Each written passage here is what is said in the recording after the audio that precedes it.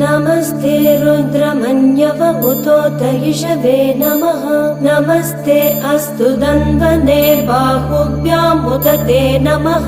यातयिषु शिवतमा शिवं बभूव ते धनुः।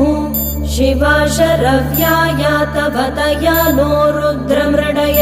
याते रुद्र शिवा तनूरघोरा पापकाशिनी। तया नस्तनुवाशन्तमया गिरिशन्तापि चाकशीः।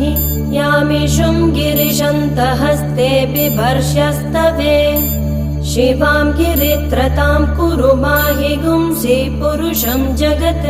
शिवेन वचसा त्वा गिरिशा च वदामसि।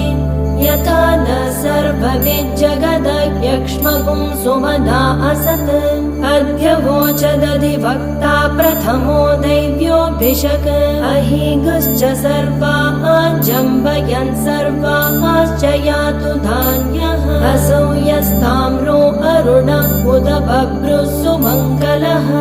ये चेमागुं रुद्रा अभितो दिक्षु श्रुता। सहस्रशो अवैशागुं हेण ईमहे। असो यो अवसर्पति नीलग्रीवो विलोहितः। उदैनं गोपा अदृशन्नदृशन्